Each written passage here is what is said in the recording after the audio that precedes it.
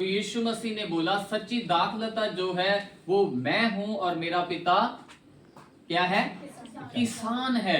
मेरे प्रियो, आज हमने इस चैप्टर में से बहुत से किरदार इस चैप्टर में है, ठीक है। प्रभु यीशु मसीह इसमें है, परमेश्वर पिता इसमें है, ठीक है।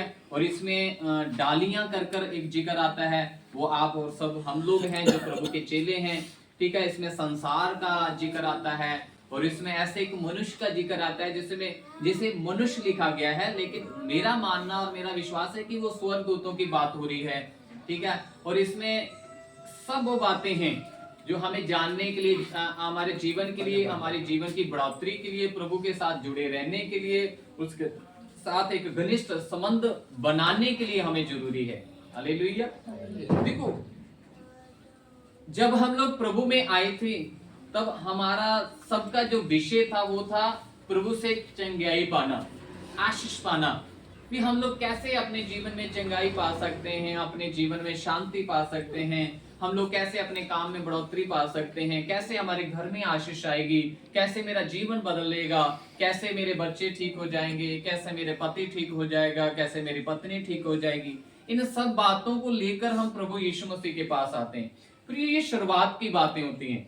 जब हम प्रभु के पास आते हैं, ये शुरुआत की हर मनुष्य की यही बात होती है। किसी का कुछ उद्देश्य लेकर आता है, कोई कुछ उद्देश्य लेकर आता है। लेकिन प्रियो, जब हम लोग आगे बढ़ते हैं, प्रभु में मन फिराकर आगे चलना शुरू कर देते, तो हमारा उद्देश्य थोड़ा सा बदलना चाहिए।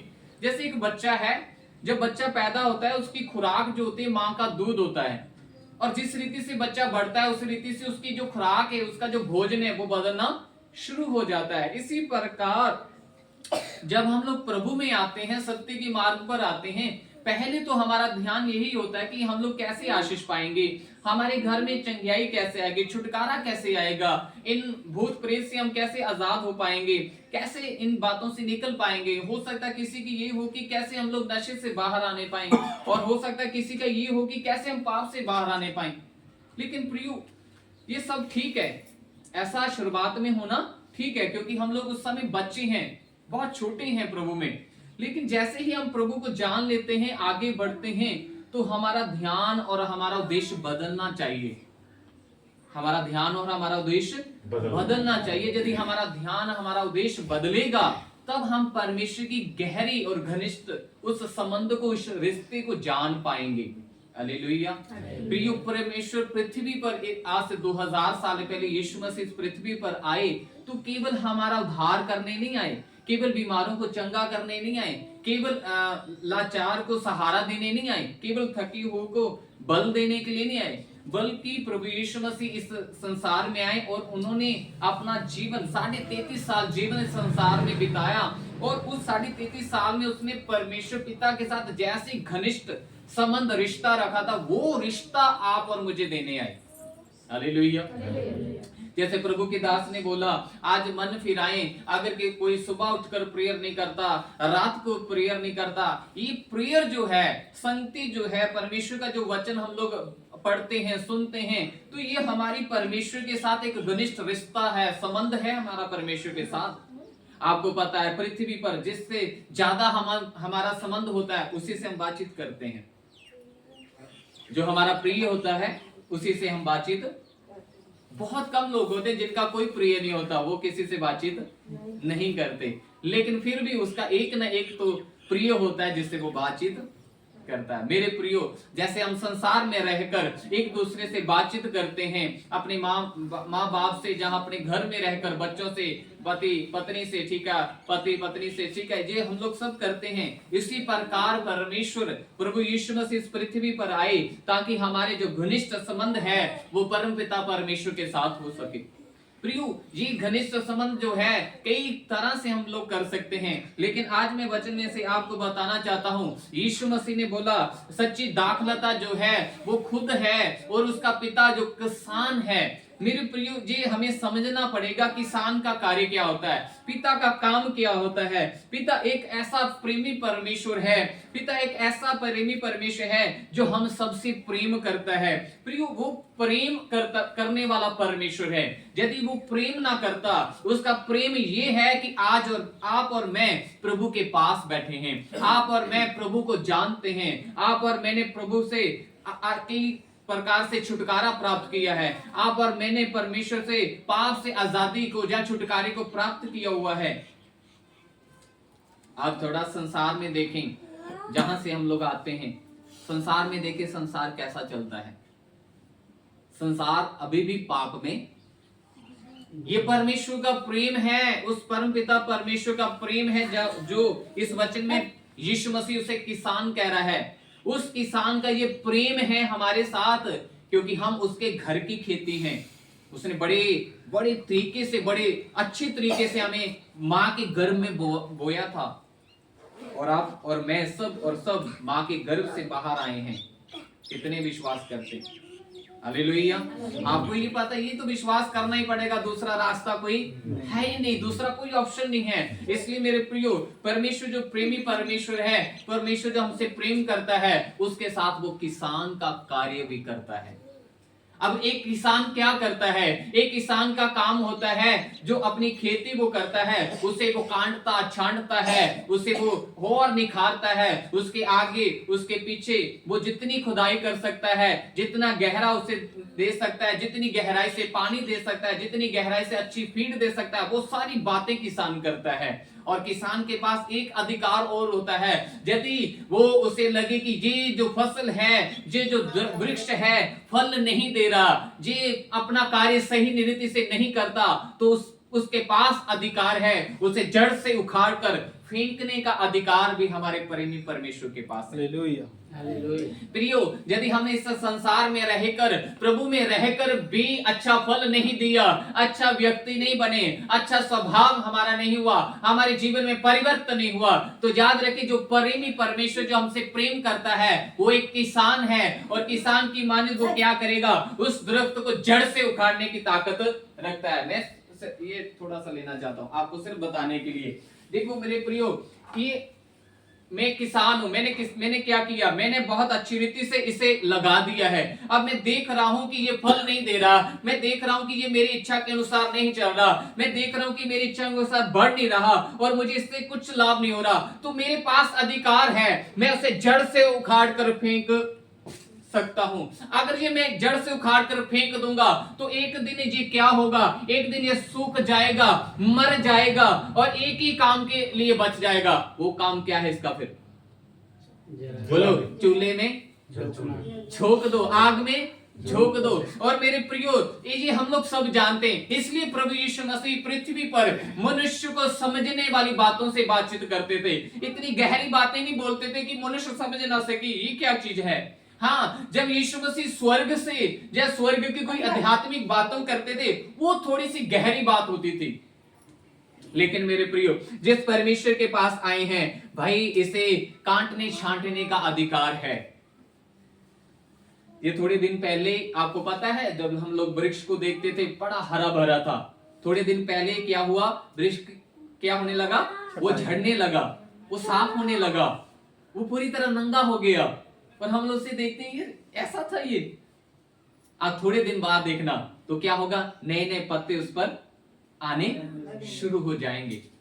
मेरे प्रियो, किसान दो काम करता है, एक छटाई का काम करता है, ठीक है ना, छांटता है, कटिंग करता है, उसे निखारता है। जैसे पतझड़ कहते हैं ना, आप लोग पतझड़ी कहते हो, आप क्या कहते हैं हिंदी में?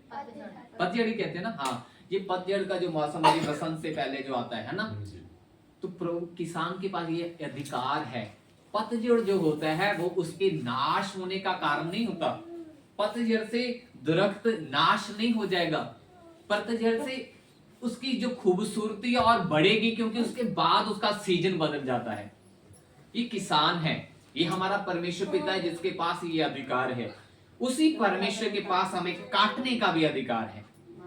एक काटना होता है छंटाई की तरह कि आसपास से उसे वो सारी चीजें जो उसे बढ़ने में रोक रही हैं वो निकालता है, जैसे आपके और मेरे जीवन से ऐसा करते हैं। आपका और मेरा जीवन इतना सीधा नहीं है। हमें रोज ना रोज कुछ ना कुछ ऐसा वैसा होता ही रहता है। कोई बातें हमें मायूस कर देती हैं, कुछ बातों से हम निराश हो जाते हैं, कुछ बातों से हम आनंदित हो जाते हैं। ये चलता रहता है और कहीं ना कहीं तरीके से प्रभु हमें छांटता रहता है, कई तरीके से हमें प्रभु उभारता रहता है। मेरे प्रियो, जिसने अपने पुत्र प्रभु यीशु मसीह को, जो इस पृथ्वी पर थे, उन्होंने नाना प्रकार की आजमाइशों में होकर वो निकले और क्या वो सिद्ध बने, वो सिद्ध कामिल निकले। हमें भी ऐसा ही होना पड़ेगा। मेरे प्रिय, संसार में रहते हुए हमें याद रखना है कि परमेश्वर हमारा छंटाई करने वाला परमेश्वर है, कांट शांट करने वाला परमेश्वर है, ताकि हम परमेश्वर के लिए और फलदायक जीवन व्यतीत कर सकें। मेरे प्रिय, जो वृक्ष हम देखते थे, आज थोड़े दिनों के बाद आप जब फिर देखोगे वो नए पत्तों से, नए फलों से भर जाएगा, क्योंकि थोड़े दिनों के बाद उसके ऊपर फल आने वाले हैं। हर वृक्ष अपने ही फलों से पहचाना जाता है। इसलिए मेरे प्रियो, जो जीवन, हमारे जीवन में कभी उतराव, कभी झड़ाव आता है, कभी ऊपर कभी नीचे हमारा जीवन होता है, स्थितियां कभी बिगड़ती हैं, कभी पक्ष में हो जाती हैं, तो ये हमारे नाश का कारण नहीं है, ये हमारे नाश का कारण नहीं है, बल्कि हमारे जीवन में एक नई उम्मीद आने का कारण होता है। क्योंकि जिस वृक्ष को किसान काटता छांटता है, वो उसे और फलदायक बनाने के लिए काम करता है। और मेरे प्रिय, ऐसा ही परमेश्वर पिता हमारे साथ करता है। वो क्या चाहता है, याद रखें, वो चाहता है कि हमारा जो जीवन है अधिक फलदायक बने, हमारा जीवन अधिक फलदायक बने, इसलिए वो हमारे साथ ऐसा करता है। और जो कुछ हम मसीह के नाम में फिर मांगेंगे, पिता हमें देता है। पिता क्या करता है, हमें देता है। एक वचन इसका पढ़ेंगे,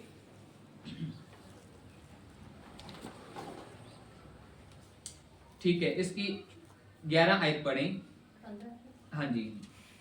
मैंने ये बातें तुमसे इसलिए कही हैं कि मेरा आनंद तुम में बना रहे और तुम्हारा आनंद पूरा हो जाए। ठीक है, प्रभु यीशु मसीह ये बातें क्यों हम हमारे साथ कर रहे हैं? इसलिए कि परमेश्वर चाहता है कि उनका जो आनंद है हमारे जीवन में आ जाए, और हमारा आनंद जो है कुछ समय का आता है, वो प्रभु के आनंद में बदलकर सदा के आनंद में तब्दील हो जाए। मेरी प्रिय, प्रभु यीशु मसीह कुछ ऐसे चुटकुले नहीं सुना रहा कि सुना और अच्छे हो, ना ना ना, ये जीवन के वो चुटकुले हैं जो आपको अनंत जीवन तक खुशहाल जीवन देने की सामर्थ्य रखते हैं। इसलिए लिखा है कि मैं आपको आनंद देना चाहता हूं। प्रभु यीशु मसीह अपना आनंद आपको और मुझे देने के लिए ये बातें बोल रहे हैं। इसलिए वो बता रहे हैं, प्रिय, जो पिता है वो किसान की तरह काम करता है। वो आपके जीवन में जितने भी उतराव चढ़ाव आते हैं, वो आने का कारण यही है कि आप और अधिक फलदायक बन सकें। क्या बन सके? और अधिक फलदायक बन सकें। और मुश्किल जीवन किसको पसंद है? जीवन में थोड़ी सी कुछ आता है तो क्या हो जाता है, इंसान हो जाता है ना, कहते कब तक प्रभु। अच्छा, अब्राहम के विषय में सुना है कभी? सुना है? अब्राहम को संतान कब मिली? जब वो 100 साल का हो चुका था। अब परमेश्वर से जब बात की थी, तब वो कितने साल का था? 75 साल का था। और कितने साल बाद मिली? 100 साल। अब सोच के देखो, परमेश्वर अब्राहम को जब बात करता है, कहता है कि निश्चय मैं तुझे संतान दूंगा, तब जब बात करता है उससे 25 साल बाद परमेश्वर से संतान देता है। अब मुझे बताओ, ऐसा अगर आप कर मेरे साथ हो तो दांत देखेंगे? यानी मुस्कुराहट होगी? बिल्कुल सही बताएं, सही बताना है, दिल से बताना है, सही बताना है। नहीं हो सकती, हमारे दांत निकलेंगे नहीं।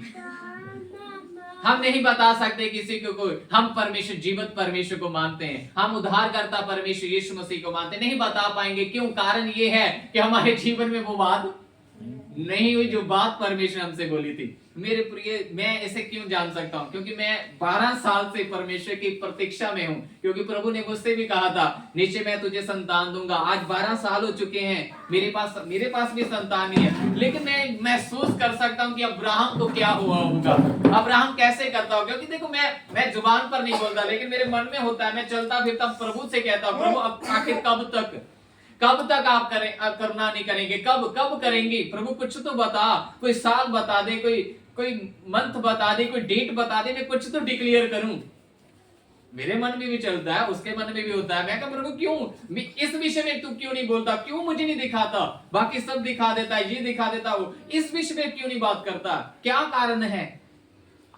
प्रियो, परमेश्वर के साथ चलना फलदायक जीवन तब बनेगा ये मेरे काटने छांटने का समय है। इस समय क्या करता है परमेश्वर? मुझे अपने साथ चलने के लिए तैयार करता है और मुझे कहता है सिद्ध होता जा, सिद्ध होता जा। इसी तरह परमेश्वर ने अब्राहम के साथ किया। परमेश्वर से कांटा छांटा और अंत में जब उसे देने की बारी आई तो परमेश्वर से कहता है, ऐ अब्राहम मेरे साथ चल और सिद्ध होता। मेरे प्रियो, आशीष तब आती है जैसे पास्टर जी ने बोला, ऐसा पहले जब पिछली बार हुआ था उसके बाद परमेश्वर ने इनके आध्यात्मिक जीवन को और बढ़ा दिया था।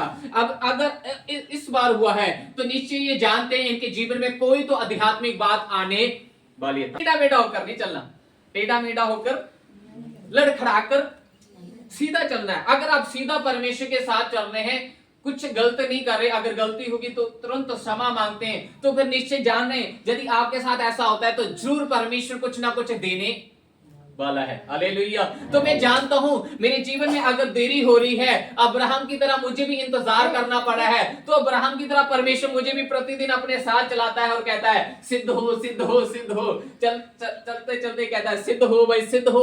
और जैसे जैसे मैं अपने परमेश्वर के साथ चलता चलता कई कुछ बातों में बढ़ता जा रहा हूँ, सिद्ध होता जाता हूँ, तो निश्चय मैं जानता हूँ एक दिन उभर कर आएगा और मैं आपको गवाही दूंगा। हालेलुया।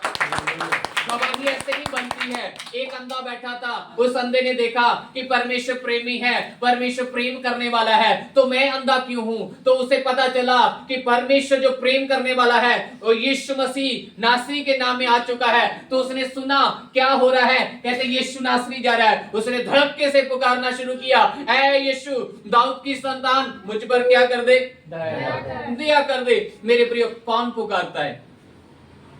पास्टर जी ने बोला अरे बोल, मुंह खोलकर तो प्रार्थना करें। कौन कहता है? हमारे पास लॉजिक है, हमारे पास बुद्धि है, हम कहते क्यों बोलने से क्या होगा? मन परमेश्वर है, ईश्वर है, मन की बात जानता है। अरे किसको सिखा रहे हो यार तुम? परमेश्वर को कैसे सिखाओगे? हम लोग परमेश्वर को सिखा सकते हैं? नहीं मेरे प्रियो, रोटी खाने के लिए मुंह खोलना पड़ता, नहीं तो रोटी इस दांतों के बीच में बजेगी और भी नीचे गिर जाएगी। यार मेरे प्रिय, रोटी खाने के लिए मुंह खोलना पड़ता है, तो परमेश्वर को पुकारने के लिए मुंह तो खोलना ही पड़ेगा। मैं नहीं कहता आवाज ज्यादा करो, आवाज ज्यादा करने की जरूरत नहीं है, थोड़ा सा तो बोलो, ठीक है ना। हमारे तो लोग जो बोलते नहीं है, ये पता बड़े छाने हैं जी, ये घर में कैसे करते हैं घर वाली को, सुनता नहीं है। पानी गर्म कहा था तुझे, ठंडी का सीजन चल रहा है, तो प्रभु की उपस्थिति में इनकी आवाज नहीं निकलेगी। तो और तो लोग भी कोई कम नहीं है, बना दिया उठा लो, बस इतना ही था। कि यहीं पर होता है, यहीं पर ऐसे। अगर शादी का सीजन होगा तो ऐसे ऐसे नहीं होगा फिर, ठीक है। तो मेरे प्रियो, परमेश्वर के प्रेम को समझे। ये जो प्रेमी परमेश्वर है, ये हमें कांट शांट इसलिए रहा है, हमें धीरज इसलिए, हमें धीरज के मार्ग पर इसलिए चला रहा है ताकि याकूब के वचन में लिखा है हमें कोई घटी एक याकूब 1 उसका 4 आयत पढ़ना, 2 से लेके 4 तक पढ़ना। ये 15 पर ही रहना है। हम लोग पहले पिता के बारे में जान रहे हैं, फिर पुत्र के बारे में जानेंगे। 1 अध्याय उसकी 2 से 4 आयत, 1 अध्याय। हे मेरे भाइयों, एक यहाँ पर लिखा, हे मेरे भाइयों, जब तुम्हारे जीवन में नाना प्रकार की परीक्षाएं आती हैं, यानी काटने छांटने का जीवन आता है, काटने छांटने का समय आता है, सीजन आता है, तो इसको हाँ पूरे आनंद की बात में यहाँ क्या लिखा है, एक बार फिर पढ़े, इससे पूरे आनंद की बात। आप एक साथ दूसरे को बोलकर बताओ, अरे मेरे भाई, जो परमेश्वर तुझे काटेगा छांटेगा तो तुझे पूरे आनंद के साथ रहना है। कहकर बताओ, नहीं समझे? हिंदी में बोला मैंने। अरे मैंने आप एक दूसरे को हिला के मुझे हिंदी लिखने में नहीं आती, मैंने पकड़ के हिला के देखो हिंदी लिखकर मैंने अपनी वाइफ को बोला, देखो स्पेलिंग ठीक है, उसने बोला ये ठीक नहीं लगता, ठीक से ठीक ही है, ठीक है। मुझे हिंदी छोड़े में बहुत साल हो चुके हैं, मैंने आपके लिए हिंदी टाइपिंग की है, नहीं तो मैं सारी पंजाबी टाइपिंग करता। पंजाबी वाला मोबाइल घर में है, इसमें सारी हिंदी टाइपिंग की है मैंने, ठीक है। बोलो एक दूसरे को, जब परमेश्वर तुझे काटेगा छांटेगा तो तुझे पूरे आनंद के साथ रहना है। उसे आनंद के साथ रहना है। तो मुझे सच बताना, जब हमें कांटता छांटता है तो हमारे जीवन में आनंद आता है कि कुछ और आता है? नहीं, सच बताना, ये ऐसे नहीं आता। और मैं जानता हूँ, मुझे 12 साल हो गए, मुझे कई बातों की प्रतीक्षा करते हुए इतना समय हो गया। मैं जानता हूँ आनंद की बात नहीं होती। आनंद वचन में लिखा है, लेकिन हमें करना है। अगर आपके जीवन में कुछ ऐसा होता है तो तुरंत आप मरकुस की इंजील निकालें, 4 अध्याय, वहां पर लिखा है प्रभु यीशु मसीह नाव पर खड़े हुए, उन्होंने तूफान को कहा शांत हो जा। अगर आपके जीवन में ऐसी स्थिति चलती है, आपके विरोध में, आपके मन में आवाज आनी शुरू होती है, मैं कैसे आनंदित हूं, तो समझदार इशारा काफी है। तो ये आवाज परमेश्वर की नहीं है। उसी समय मरकुस इंजील 4 अध्याय वाली बात याद करें और उसे कहे शांत हो जा, क्योंकि ये मेरे काटने छांटने का समय है। क्यों? इसके बाद मुझे परमेश्वर और अधिक फलवंत करेगा। और यूहन्ना 15 इसे पूरा कीजिए। तुम नाना प्रकार की परीक्षाओं में पड़ो तो इसको पूरे आनंद की बात समझो, यह जानकर कि तुम्हारे विश्वास के परखे जाने से धीरज उत्पन्न होता है। पर धीरज को अपना पूरा काम करने दो कि तुम पूरे और सिद्ध हो जाओ और तुम में किसी बात की घटी ना हो रहे। हालेलुया। सो परमेश्वर हमें धीरज के मार्ग पर इसलिए चलाता है क्योंकि अंत की पंक्ति में लिखा है तुम्हें किसी बात की घटी। मेरे प्रिय, जब परमेश्वर ने अब्राहम को पूरे धीरज के मार्ग पर परख लिया तो अंत में उसे किसी बात की घटी। तो परमेश्वर ने ठहरा दिया, अब्राहम आज के बाद तू सारे संसार का हर एक विश्वासी का मूल पिता ठहरेगा। आज और आप और मैं अब्राहम को हम विश्वास के कारण अपना मूल पिता समझते हैं, मानते हैं, अंगीकार करते हैं। कि क्यों? क्योंकि ऐसे ही करने से अब्राहम की सारी आशीषें जो आध्यात्मिक हमारे जीवन में आ जाती है। हालेलुया। तो मेरे प्रियो, जो परमेश्वर है, पिता है, जो काटने छांटने का जब काम करता है तो ऐसा ही प्रतीत होता है, लेकिन इसलिए करता है ताकि हम पूरे अधिक से फलवंत बन जाएं, हमारा जीवन ऐसा निखर कर बाहर आ जाए। ठीक है, सावधान, जैसे मैंने पहले कहा था, परमेश्वर यदि किसान है, पिता यदि किसान है, वो काटता छांटता है कि हम और फलदायक हो जाएं, तो उसके पास एक अधिकार और है, उखाकर फेंकने का। अगर आपने अपना जीवन सही नहीं किया, अगर आपने अपना जीवन नहीं बदला, अगर आपने अपना जीवन परमेश्वर के अनुसार नहीं चलाया, तो परमेश्वर किसान है, उसने उखाकर फेंक।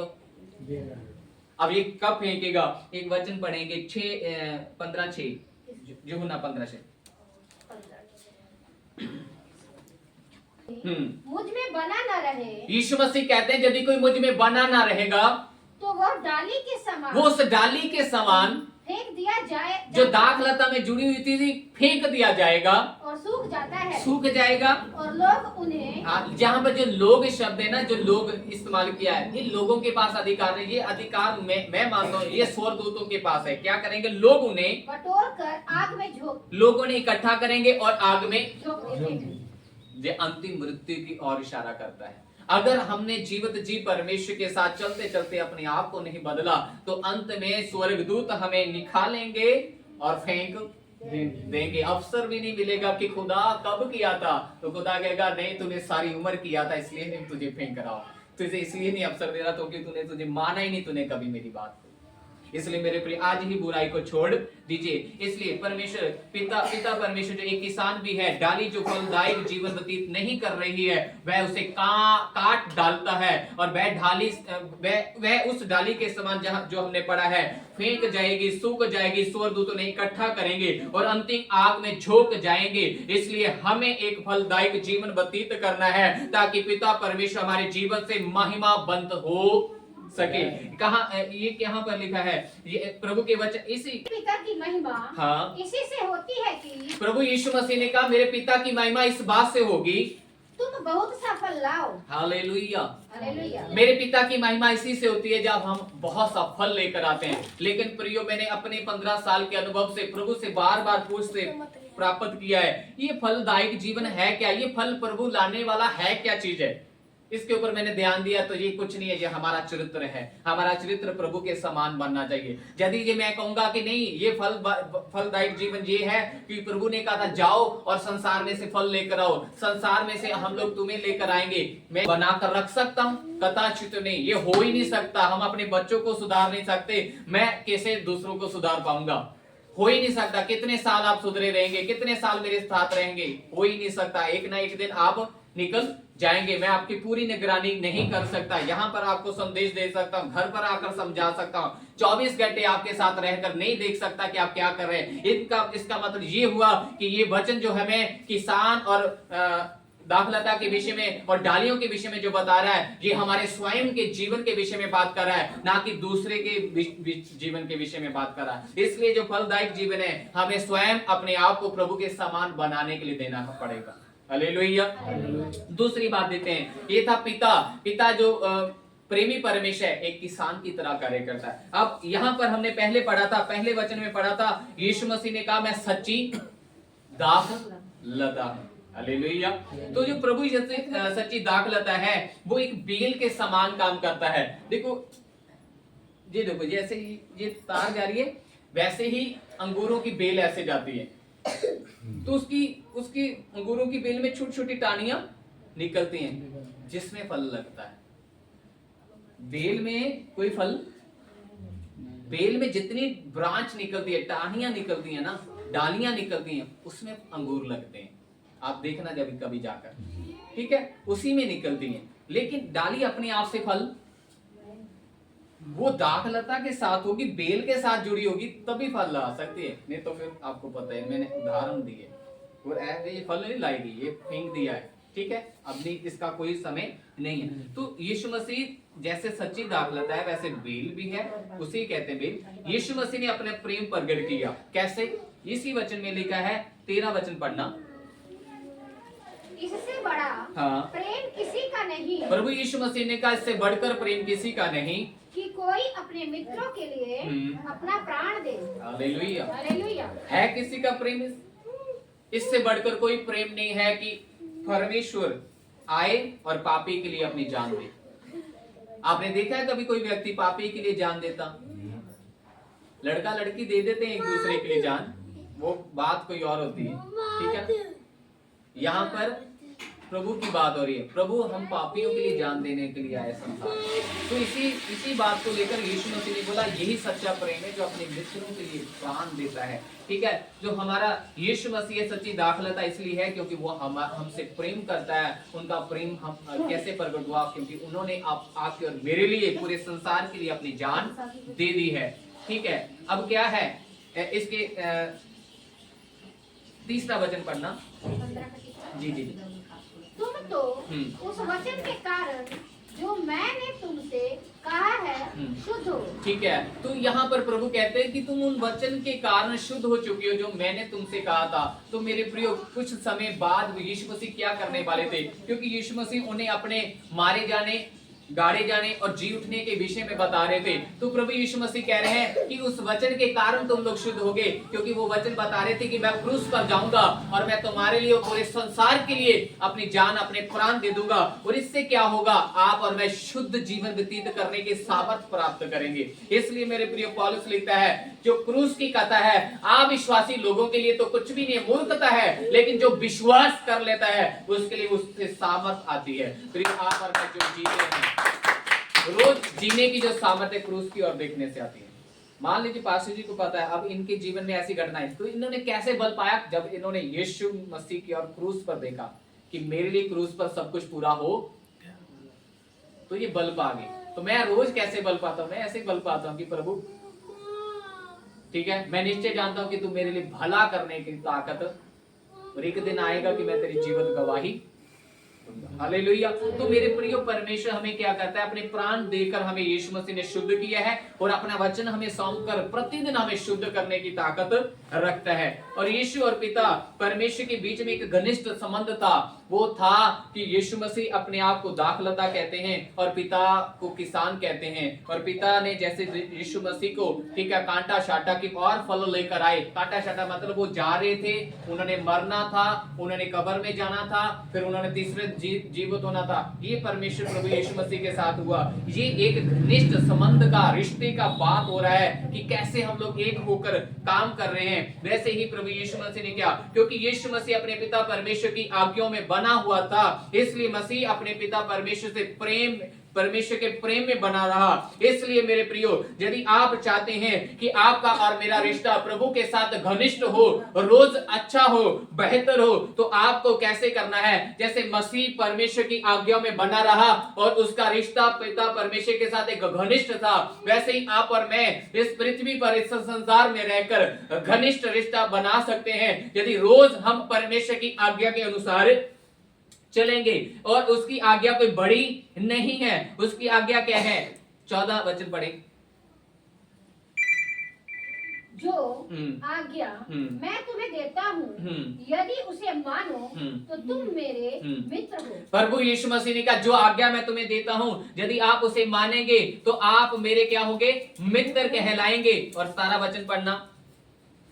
इन बातों की आज्ञा मैं तुम्हें इसलिए देता हूँ कि तुम एक दूसरे से प्रेम रखो। हालेलुया। तो हमें क्या करना है? एक दूसरे से प्रेम करना है। ये प्रभु की आज्ञा है। ये किसकी आज्ञा है? परमेश्वर की आज्ञा है। अब ठीक है, हमने देख लिया कि कैसे मसीह आज्ञा में बना रहा और परमेश्वर के प्रेम में, पिता के प्रेम में बना रहा और एक फलदायक जीवन उसने व्यतीत किया। ऐसे ही हम लोग कर सकते हैं। यीशु मसीह हमारे उदाहरण है। आप मुझे नहीं ले सकते, आप उन्हें नहीं ले सकते, लेकिन यीशु मसीह को लेकर हम कभी भी निराश नहीं होंगे, कभी भी हम चूकेंगे नहीं, क्योंकि यीशु ने इस पृथ्वी पर पूरा ऐसा जीवन जिया जो पिता चाहता है। हालेलुया। तो क्या है, अब हमने क्या करना है? उसकी आज्ञाओं को मानना है। और इसका फल क्या होगा? फल ये है मेरे प्रियो, जो कुछ मांगेंगे वो मिल जाएगा। कहां पर लिखा है? इसी वचन में लिखा है। 7 वचन को पढ़ना। यदि तुम मुझ में बने रहो और मेरा वचन तुम में बना रहे जी, तो जो चाहो मांगो और वो तुम्हारे लिए हो जाएगा। ठीक है, ये घर जाकर पढ़ लेना। ठीक है, अगर मैं बीच बीच में आयत वचन नहीं पढ़वाऊंगा तो घर जाकर पढ़ लेना। ठीक है, तो क्या होगा? फल क्या होगा? अगर हम परमेश्वर की आज्ञाओं को मानते हैं, घनिष्ठ संबंध में चलते हैं, तो हमें क्या फल मिलेगा? प्रियो, आपका फल ये है कि जो कुछ आप प्रभु से मांगेंगे आपको मिलेगा। और फिर क्या है? और लिखा है इसका अगला एक काम होगा, आप निरंतर हर रोज परमेश्वर के प्रेम में, सदा परमेश्वर के प्रेम में बने रह सकते हैं, उसकी आज्ञाओं को मानकर। जैसे प्रभु यीशु ने कहा, मैं पिता की आज्ञाओं को मानकर प्रभु के पिता के प्रेम में बना रहा हूं, इसी प्रकार आपके और मेरे साथ होगा। तीसरी बात इसमें यह होगी, यदि हम मसीह की आज्ञा जो हमें देता है मानेंगे तो हम परमेश्वर के मित्र कहलाएंगे। क्या कहलाएंगे? मित्र। तो आप बता सकते हैं बाइबल में से कितने लोगों को प्रभु ने अपना मित्र कहा था? याद करें, 1-2 तो ज्यादा ही जाएंगे।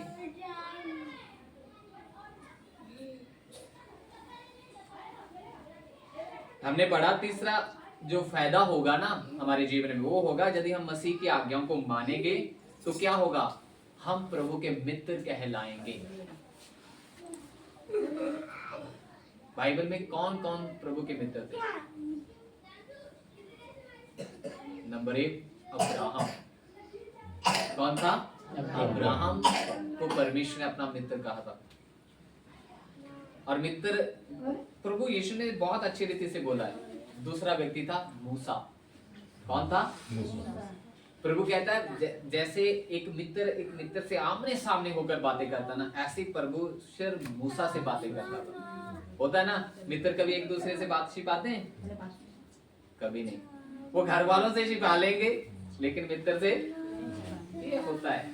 सर जी, ये होता है। आप ये मित्रता होती है भाई। ठीक है, उधर मत लेके जाओ, ये तो एक टॉपिक है जी। ठीक है, और सबसे बढ़कर उसमें बने रहेंगे और एक फलदायक जीवन, ठीक है, हम लोग इस धरती पर संसार में रहकर मसीह में व्यतीत कर सकते हैं। ठीक है, जो हमें लाभ होगा ये होगा मेरे प्रियो, क्योंकि प्रभु यीशु मसीह दाखलता है और हमारा कार्य है उसमें बने। अगर बने रहेंगे, उसके वचन में बने रहेंगे, तो जो मांगेंगे प्रभु हमें देगा। अरे जो मांगने का मतलब पता क्या होता है? वो नहीं होता है जो हम लोग सोचते हैं।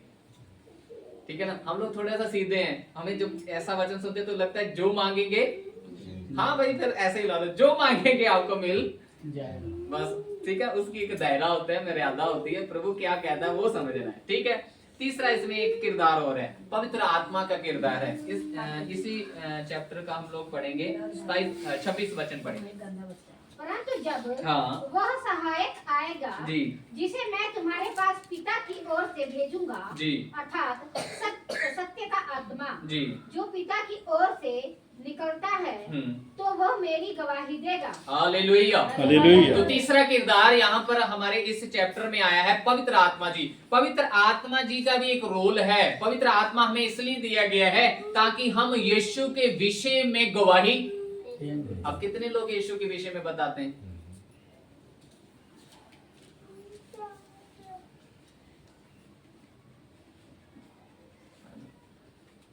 यीशु के विषय में हमने दूसरों को बताना। ऐसा नहीं कि ऐसे देखा ऐसे लपेट दिया, नहीं नहीं, पहले उससे मिले, उठे बैठे, उनके साथ बातचीत करें, उन्हें समझे, फिर बताएं।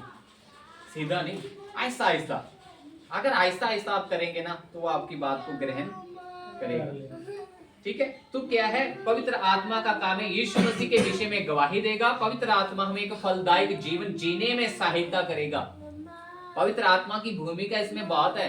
बिना पवित्र आत्मा के हम यीशु को प्रभु भी कहे, बिना पवित्र आत्मा के आप समय के अनुसार नहीं आएंगे, बिना पवित्र आत्मा के आप प्रभु की आराधना नहीं करेंगे, बिना पवित्र आत्मा के आप अपनी जुबान नहीं खोल सकते, बिना पवित्र आत्मा के आप प्रचार भी नहीं कर सकते, बिना पवित्र आत्मा के आप किसी को बता भी नहीं सकते, बिना पवित्र आत्मा के आप उठाए भी नहीं जाएंगे।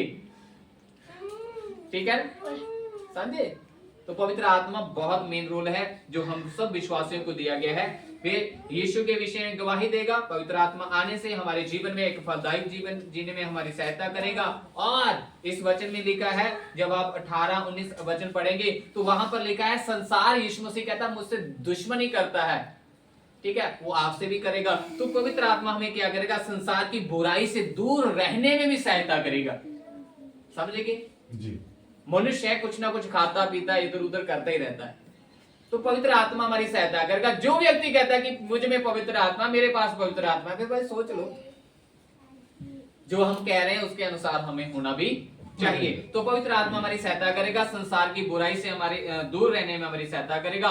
पवित्र आत्मा मसीह की आज्ञा में बने रहने में हमारी सहायता करेगा। तो पवित्र आत्मा ही है, क्योंकि इसी किताब का अगला जो चैप्टर है वो यही कहता है कि पवित्र आत्मा पाप, धार्मिकता और न्याय के विषय में हमें निरा उत्तर करता है, यानी कायल करने की शक्ति है उसमें है। वो हमें कायल करेगा, हमें तैयार करेगा, नहीं तू मान, नहीं तू ऐसे चल, नहीं तू इसे छोड़ दे, ऐसा पवित्र आत्मा करता है हमारे जीवन में।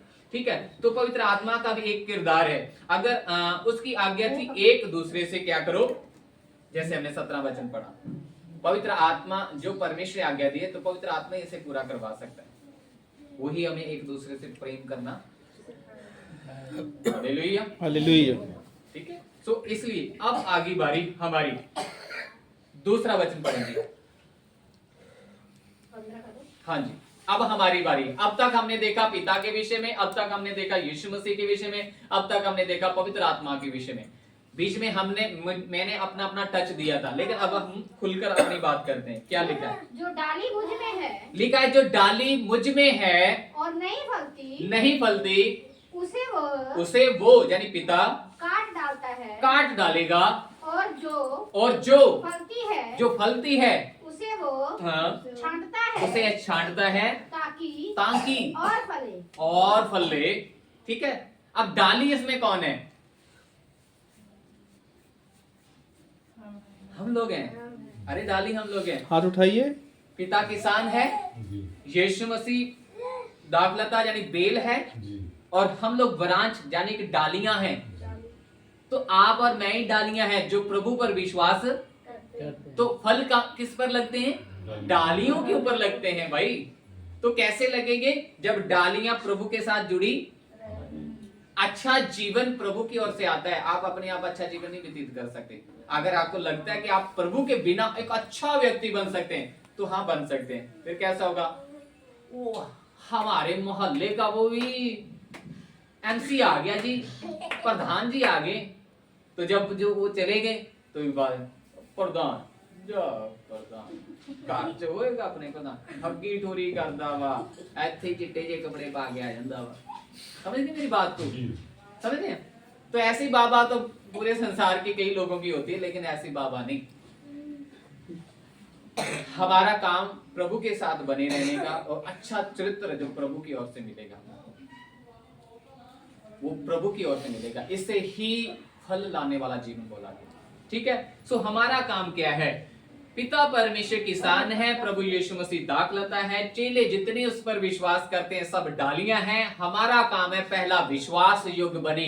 क्या बनना है जी? विश्वास योग्य बनना है। और इस चैप्टर में हमें कई आज्ञा दी गई, उसे देखना है और उसे पूरा करना है। फिर लिखा है हमारा जीवन का उद्देश्य है फलवंत जीवन बनना है, यानी हमारे जीवन में फल होना जरूरी है, हमारा जीवन बदलना जरूरी है, हमारे जीवन में सुधार होना जरूरी है। हमारे जीवन में अभी भी बीड़ी तंबाकू खैनी छनी कुछ भी है उसे छोड़ना जरूरी है। अभी भी गाली गलोच बुरा जे वो करना वो भी छोड़ना है। मेरे प्रिय ये सारी बातें छोड़ना है। फलदायक जीवन तभी आएगा, काम में ईमानदार रहना है अपने। ठीक है, फिर लिखा है क्यों?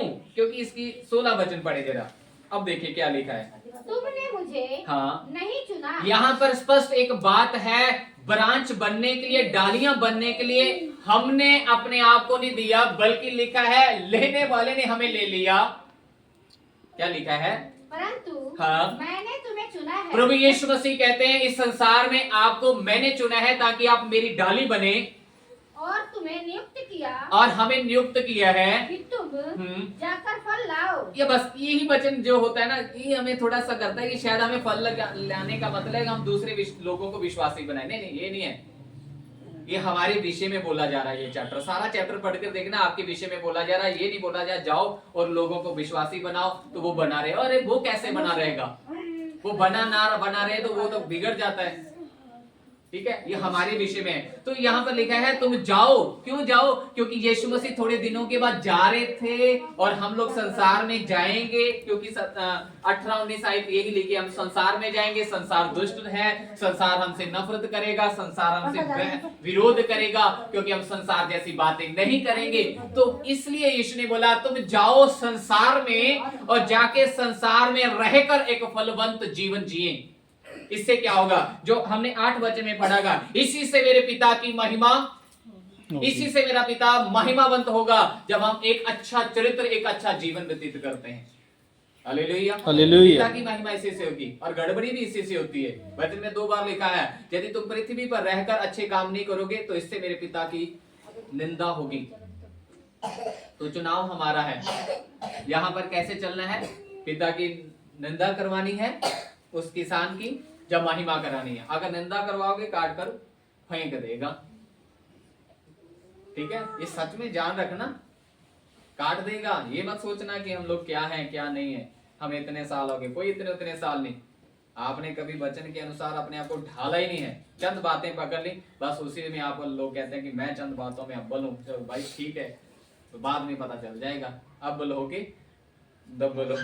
ठीक है, सो आगे। ठीक है, इसमें हमने देखना है कि प्रभु यीशु मसीह ने हमें चुना है, हमें ठहराया है और कहा है जाओ संसार में, संसार में रहकर एक फलवंत जीवन जियो। क्योंकि अगले वचन ऐसे ही कहते हैं फल देने वाला एक जीवन हमें बनना है। और इसमें फल क्या है? फल ये है, एक तो है प्रभु कहता है मेरे मुझ में बने रहो, पिता के प्रेम में बने रहो, एक दूसरे से प्रेम करो। यही पढ़ा था ना हम लोगों ने। अब घर जाकर पढ़ना, आपको ये सारी बातें नजर आएंगी। ठीक है, मसीह में बने रहना।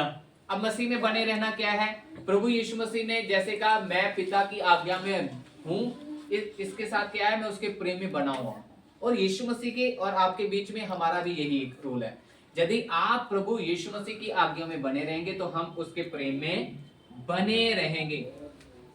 12 वचन पढ़ना।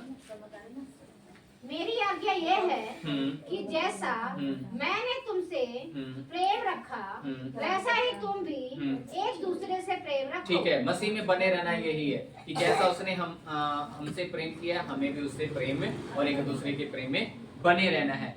ठीक है, और अब आगे चर्च यानी कलीसिया में भी है। और तो कलीसिया में क्या है? जो कोई परमेश्वर को जानना चाहता है, जान चुका है, उसे चर्च में शामिल होना। चर्च भाई कोई ऐसा नहीं है कि पादरी साहब जी खड़े हो गए हैं तो चर्च में लोग आगे हैं, दान दक्षिणा देंगे, खाना पीना देंगे तो चलो जी। नहीं, अरे ये बात नहीं है। चर्च परमेश्वर के चुने हुए लोग होते हैं, जहां पर हम लोग इकट्ठा होते हैं। उसे इमारत घर कहते हैं, जमीन कहते हैं, हॉल कहते हैं, लेकिन वहां पर इकट्ठे होने वाले लोग चर्च के लोग हैं, कलीसिया प्रभु के चुने हुए लोग हैं। और हमारे जीवन का भी एक महत्व ये है कि हमें चर्च में शामिल होना चाहिए। और जीवन का एक मूल उद्देश्य क्या है? जीवन का मूल उद्देश्य इस चैप्टर में हमें क्या है?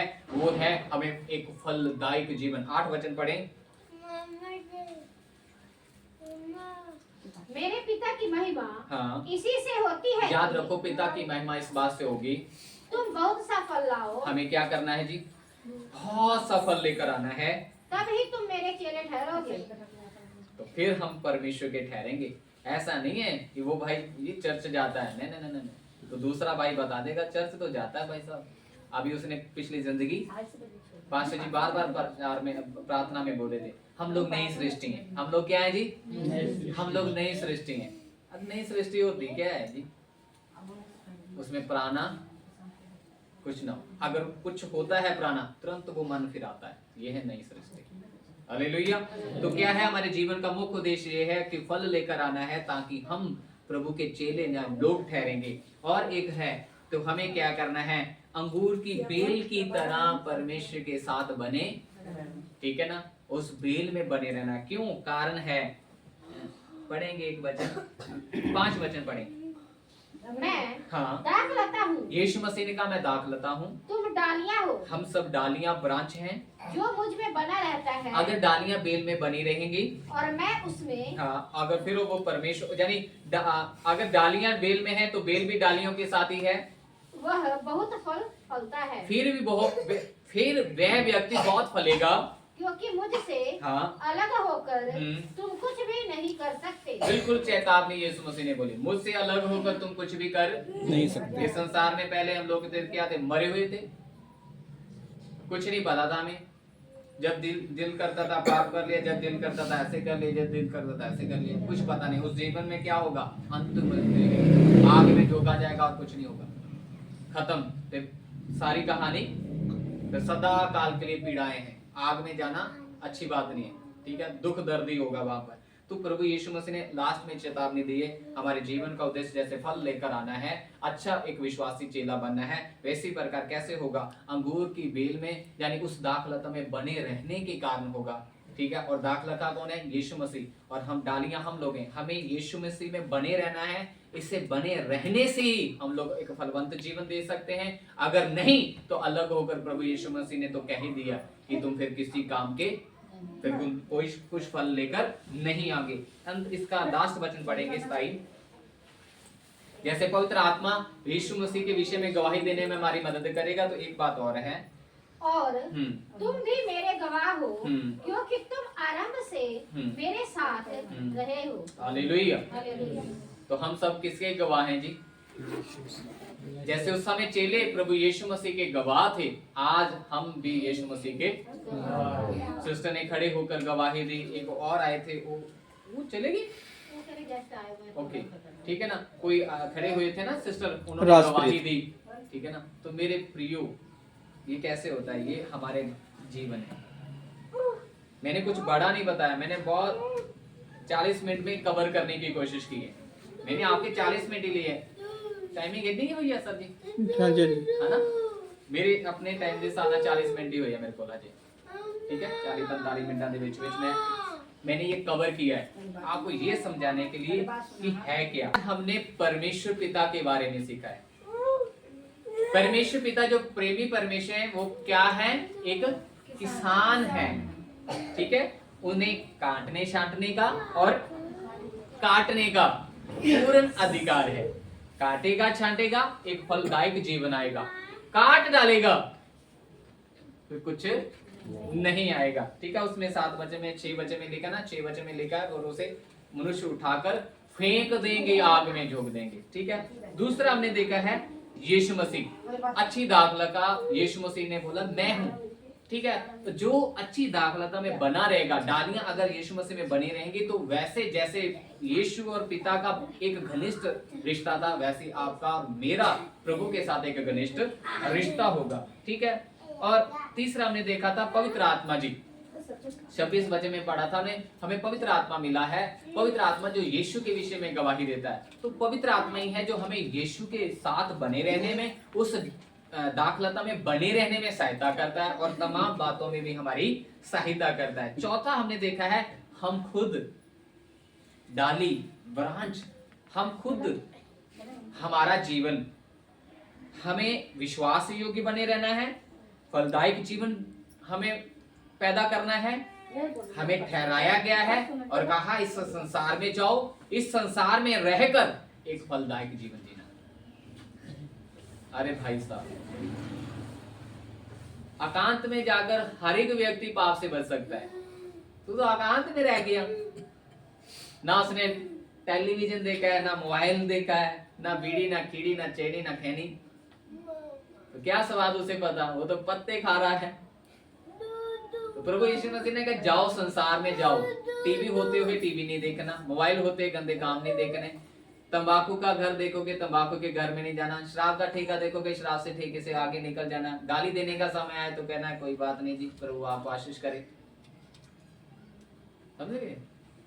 ये संसार में रहकर होगा, वहां से निकलकर भाग कर नहीं। प्रभु यीशु मसीह ने ये कहा, ठीक है, हमें एक अच्छा फलदायक जीवन देना है, अच्छा मसीह में बने रहना है, हमें एक चर्च है, हम लोग प्रभु के चुने हुए लोग हैं, हमारे जीवन का उद्देश्य है फल लेकर आना, हमारे जीवन का उद्देश्य है एक अच्छा विश्वासी बनना, और हमारे जीवन का उद्देश्य है प्रभु यानी जो यीशु मसीह जो दाखलता है डाली, एक अच्छी डाली उसमें बनी रहेगी तो आशीष लेकर आएगी। और लास्ट में हमें अपनी गवाही का उपयोग भी करना है। आप प्रतिदिन हर रविवार जब आते हैं 6 दिन आप प्रार्थना करें कि प्रभु जब मैं रविवार जाऊं तो मेरे जीवन में एक गवाही होनी चाहिए।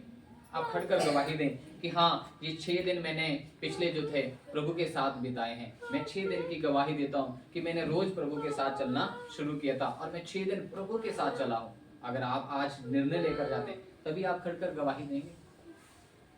आपकी गवाही सब लोगों के लिए आशीष का काम होगी। इससे परमेश्वर पिता की महिमा होती है। जब आप एक गवाही का जीवन व्यतीत करते हैं तो शर्मिंदा कौन होता है? शैतान। शैतान को लगती है कि यार ये लोग तो मेरी पकड़ से निकल चुके हैं। तो मेरे प्रियो, इस बात जो बातें मैंने बोली हैं, ठीक है, ये थोड़े दिनों के बाद मेरे ख्याल YouTube पर भी आ जाएगा वीडियो, तो आप लोग फिर से सुन सकते हैं। साथ में ये चैप्टर पढ़ना फिर सुनना, साथ में चैप्टर पढ़ना फिर सुनना, क्योंकि आज मैंने काफी भगा कर बोला है, ठीक है, क्योंकि समय थोड़ा मुझे चाहिए। लेकिन 1 घंटे का प्रचार नहीं सुन सकता। 6 घंटे वो 6 घंटे का 10 घंटे 12 घंटे काम कर सकता है,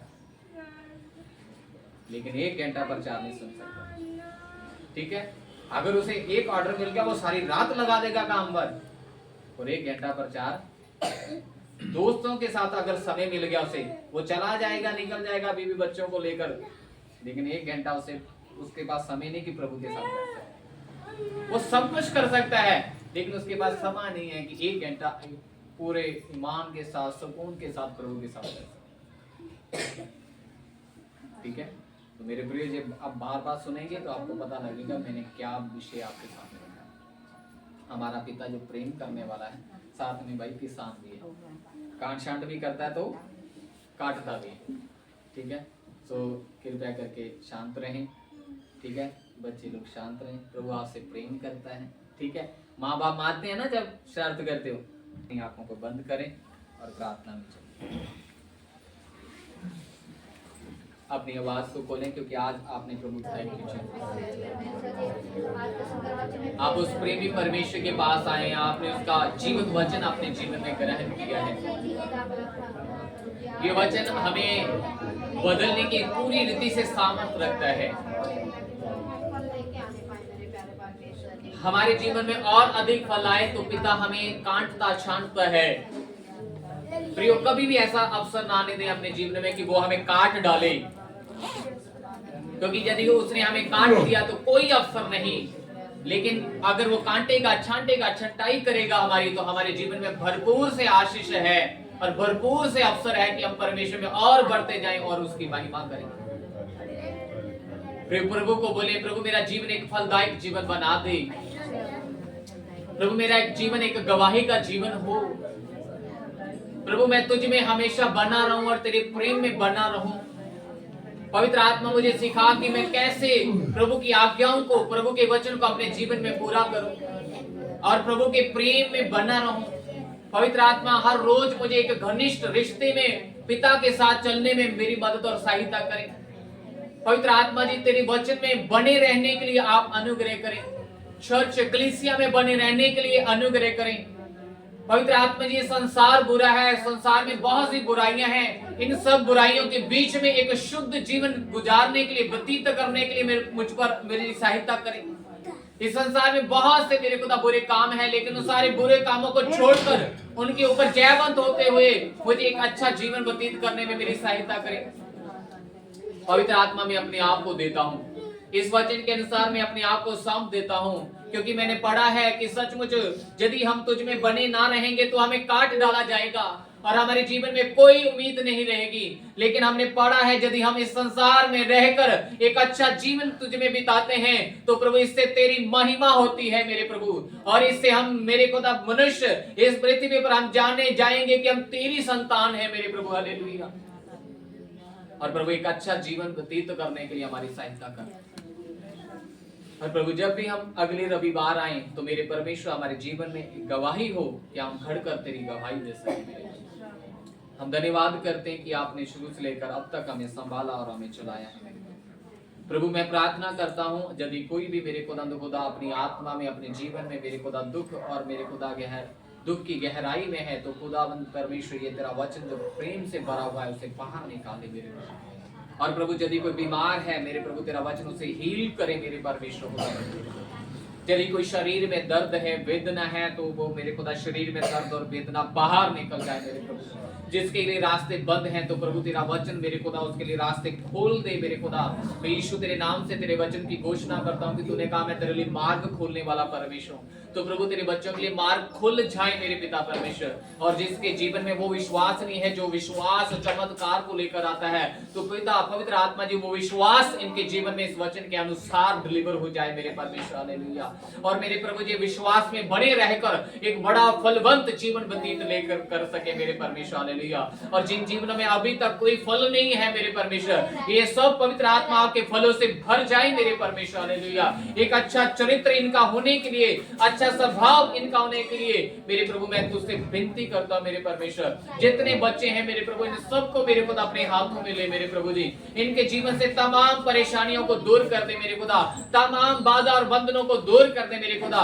एक अच्छे नागरिक बनने के लिए, एक अच्छे विश्वासी बनने के लिए बच्चों के ऊपर अनुग्रह कर मेरे खुदा। और जितने माँ बाप बैठे हैं मेरे खुदा, एक अच्छी रीति से बच्चों की परवरिश करने के लिए अनुग्रह कर दे मेरे प्रभु।